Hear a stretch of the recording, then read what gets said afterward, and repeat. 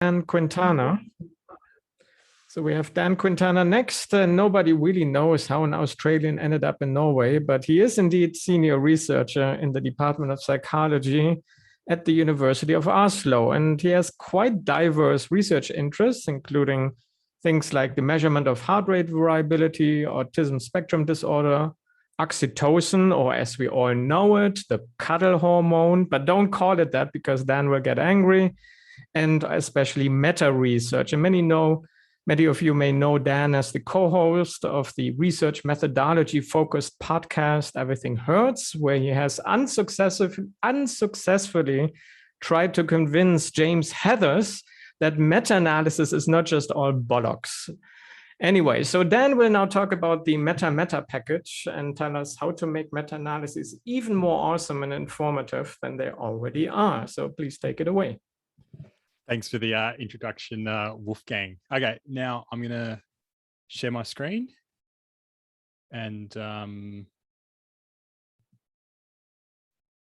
let's kick it off. So yes, I'm going to be talking about the Metameta package, which is a way that you can calculate the statistical power of studies included in the meta-analysis. And this is a really good example of creating a package to scratch your own itch. This is one of those things that I was like, I wish there was a thing that could actually solve this problem. And it started off as me putting together a function. And I thought, hang on a minute, I can actually turn this into a package, because if this is something that I want to solve myself, there's a very good chance that other people want to solve this.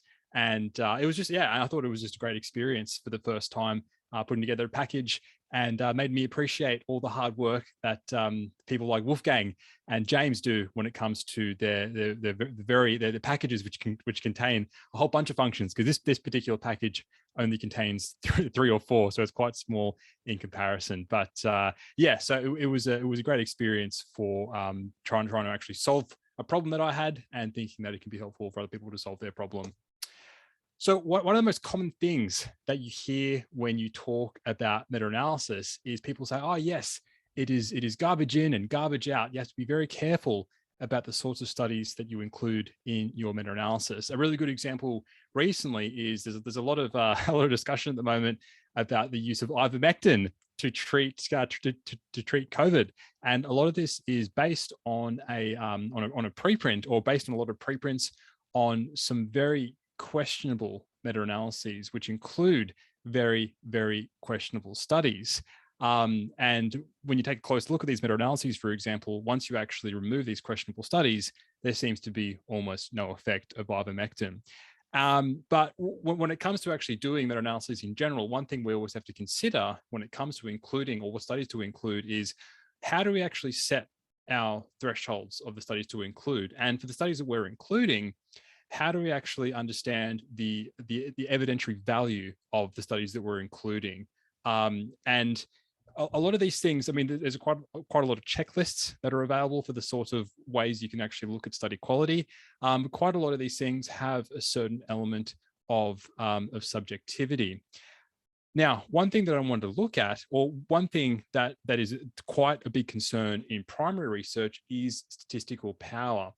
There's been paper after paper looking at different research fields, which all come to the same conclusion, in that most research is statistically underpowered. Now, when we're talking about statistical underpower, it is essentially the probability of observing a statistically significant effect given a sample size, an alpha level, which is typically 0.05, and a true effect size. And the reason this is quite an issue is that low statistical power increases the chances of false positives and false negatives.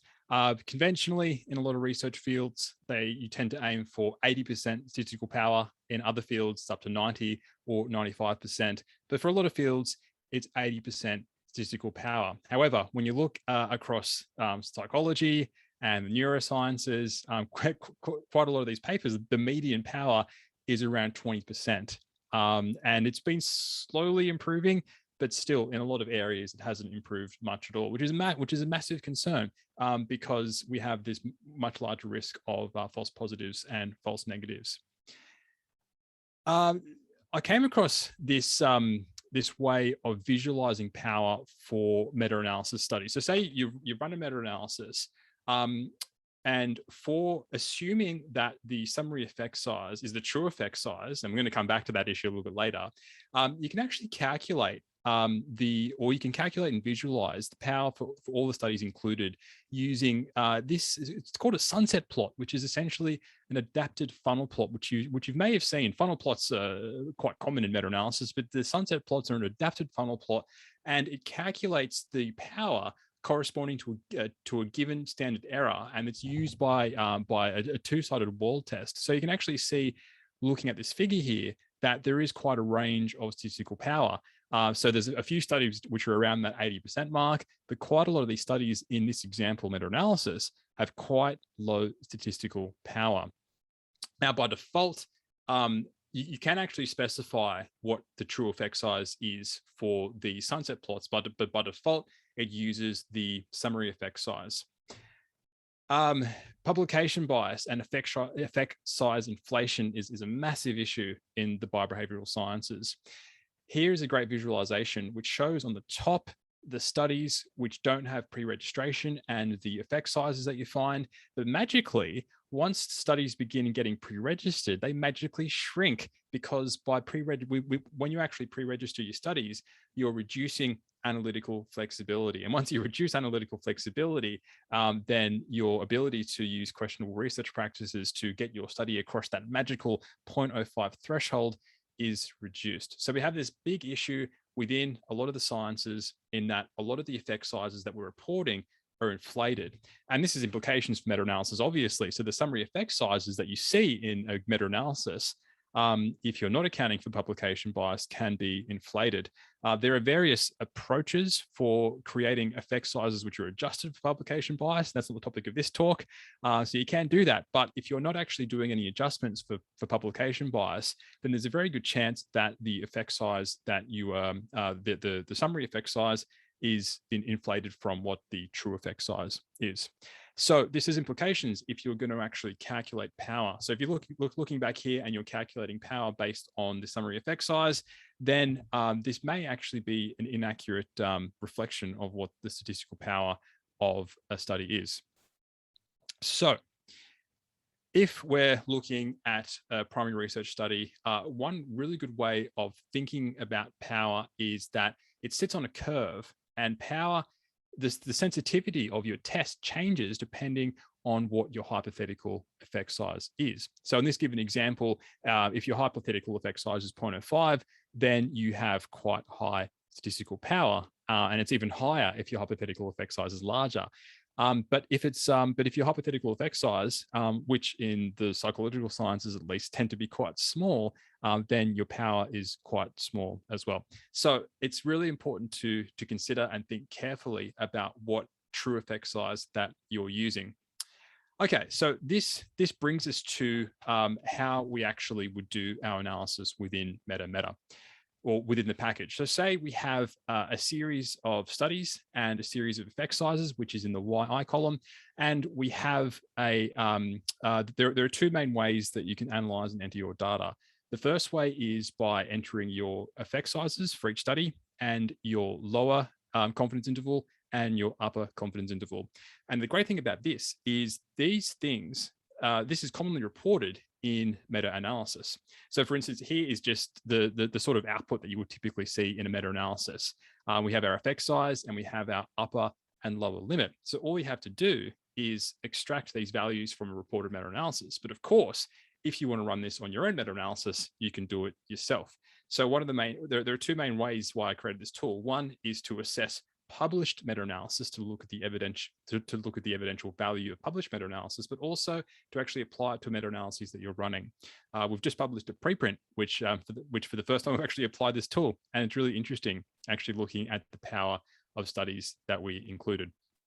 So here's another example of the sort of data that you would see reported in the meta-analysis, where you have a effect size and a measure of standard error. The Metameta package can use both approaches, either upper or lower limit, or a measure of standard error. Okay, so the implementation is quite straightforward. Within the package, I've included a few example data sets. These are real data sets, by the way. And so, for instance, for the MA_UL function. We were including the data set, which is dat_Keach. We're entering the observed effect size. So you can actually compare the observed effect size along with a range of true effect sizes. So in this particular meta-analysis, it was 0.08. And we also include the name of the meta-analysis, which is useful for other functions. And then what we get is a range of statistical powers. So in the first column, we have assuming that the observed effect size is the true effect size, then we can actually see that for this particular study, then for the studies included in this meta-analysis, most the statistical power is quite low, hovering around sort of 0.5% to 10%. And then we can actually see for a given range of assumed true effect sizes what the power is. So like I said before, this can actually change and adjust based on what your assumed true effect size is. So this ranges from the 0.1 to 0.2 to 0.3, all the way to effect size of 1. And you can see how these things are ranging. So if you're assuming that the effect size is 1, then some of these studies do get that threshold of 80% statistical power. Now, one of the reasons that I put together this package is to actually see what would be the power for a range of effect sizes. And I think this is going to be quite interesting for actually reporting your own meta-analysis, because what you would consider to be the true effect size or an interesting effect size might be different depending on your background or how you consider the state of the research field to be. So by being transparent and actually reporting for a range of true effect sizes, people can actually come in and evaluate going, well, I think the true effect size for this study, or I think an interesting effect size would be 0.2, for instance. And you can actually see what the power would be for a range of studies, assuming it is 0.2, or maybe you think it's 0.5. It doesn't matter. What it does give you is a level of transparency, so you can actually see for a given range of true effect sizes what the statistical power is going to be. And then what you can do is you can actually visualize. So you can do this for one or more meta-analyses. So what we're seeing here is 3 different meta-analyses, and for each of these 3 different meta-analyses, what the package does is it visualizes the median power for every study included in a meta-analysis. So for the Uy et al., Keach, and Bakermans-Kranenberg, let's say each of those have 10 studies in them.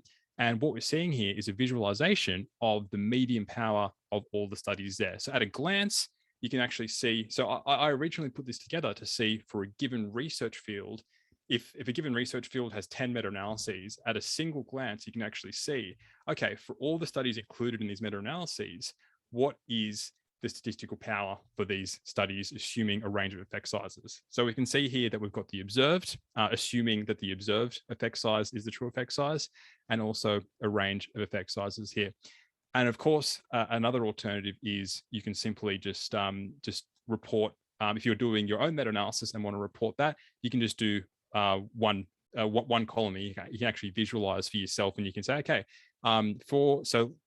let's say we were taking the Keach study and we were running that and we were reporting that.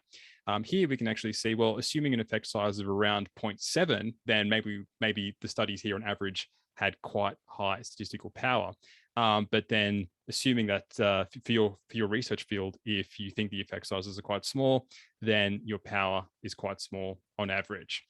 So there's various ways that you can use this. So yeah, implementing this is relatively straightforward. So you have to use one of the functions, either the standard error or the upper and lower limit function. And then doing that, you can create a list and simply run the firepower function on that list, and you can visualize that. So that can be multiple meta-analyses, or you can just do a single analysis if you're working on that for yourself and reporting. So I want to give a practical example. As Wolfgang mentioned, I do a lot of research on the neuropeptide oxytocin, and this particular neuropeptide has been the subject of considerable hype. And there's been a lot of research done on this, on ways that it could potentially used as a treatment for autism spectrum disorders or schizophrenia, essentially any disorder which is characterized by social dysfunction. So there's been a lot of research looking at its potential to treat these illnesses. However, there's been some criticism that a lot of these studies have been underpowered, and a lot of that criticism is quite warranted. Things are improving in the field. So I wanted to have a look at, for all the meta-analyses that have been published in this field, what is the statistical power overall? And so in the course of actually putting together this paper, that's when I wrote the function, which eventually evolved into the actual package. So that's kind of a history of it. So this included, I think it was about 18 or 20 or 25 meta-analyses in total. And I've run the firepower function, and you can see, at least for some of these meta-analyses, assuming an effect size of say 0.3 or 0.4, then yeah, then maybe we're hitting that 80% statistical power threshold. But for a lot of the meta-analyses, you can actually see that that's not necessarily the case. So this is a really handy way of getting an overview of a given research field and actually saying, what is the median statistical power for this field? So once you actually, so instead of actually going into every individual study, you can actually extract the statistics, or you can extract what's been reported in meta-analysis, and you can do it yourself. Yeah, 35 meta-analyses, so 107 studies. So it's a really, really straightforward way of reporting this. So on average, the statistical power was 12.8, which is terrible. But fortunately, the field is improving. But still, there are still studies published which have low power. So yeah. There are a few limitations with the package. Of course, it can be difficult. This is a whole other debate. It can be difficult actually determining what a worthwhile or important true effect size is. But at least with the analysis, it gives you a range of options. Gone ahead a bit. Yeah, and of course, this approach assumes that, so if you're taking the approach where you are extracting data straight from published meta-analysis, it assumes that the original meta-analysis was accurate. And I'm sure we've all seen instances where there are some clear errors in what's been reported in meta-analysis with numbers that simply don't make sense.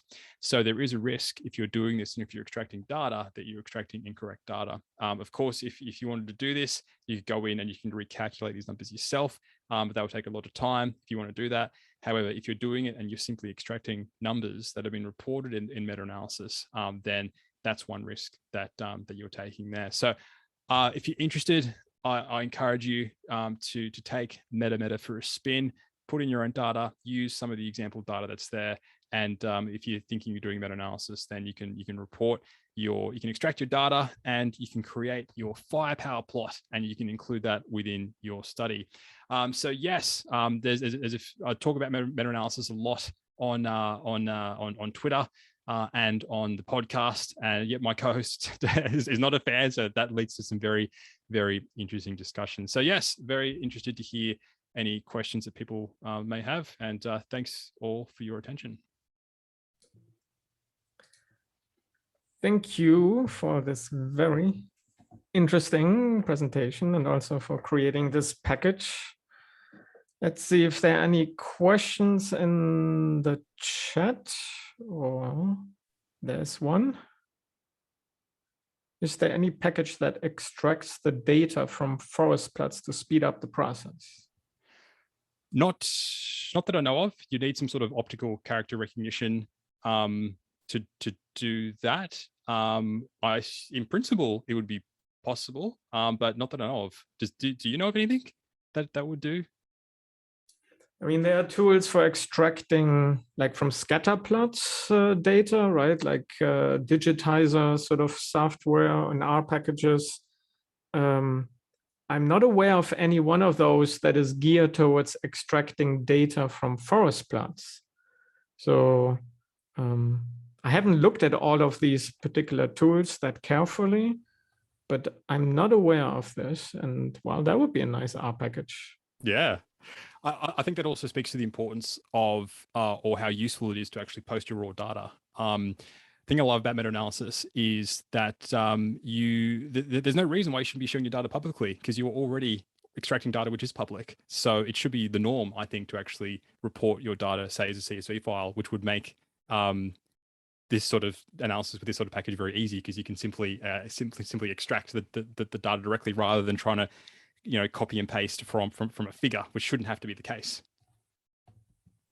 But yeah, as James mentioned in the chat, data availability is improving.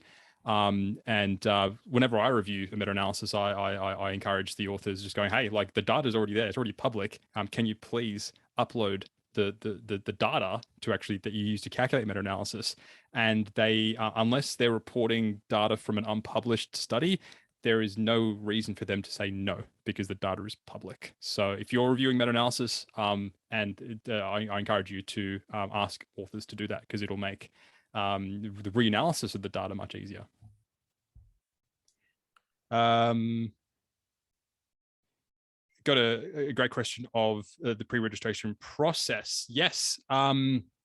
If you want some great resources on this, I would recommend the Open Science Framework website. Open Science Framework gives a lot of great tools for pre-registration, but also explanations for why this is important and how you would do this.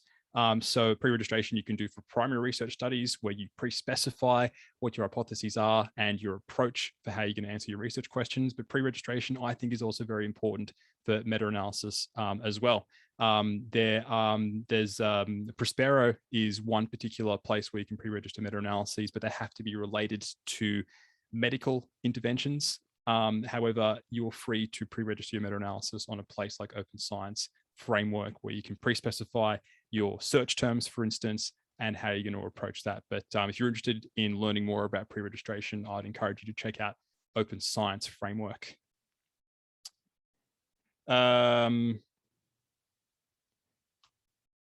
Okay.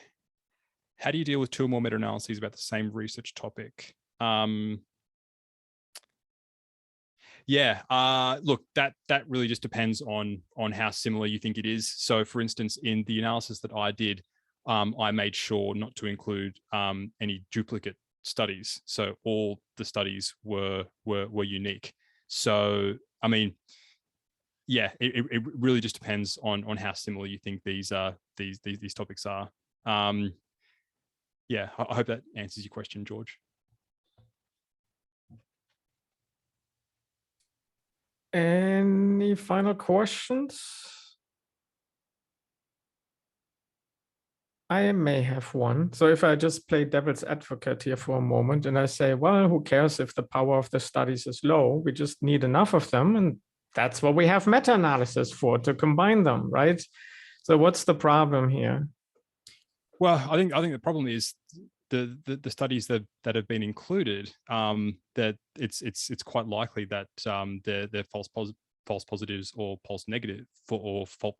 So it's essentially, how much can we trust the results of the study? So of course, publication bias is certainly an issue, but this really speaks to the individual study and how likely that individual study was. So, given two meta-analyses, if the median for median power across that was 80%, I'm much more likely to trust that than a study which was like 20%. So it's an objective way of evaluating the value of the studies you're including in your studies, using power as that metric.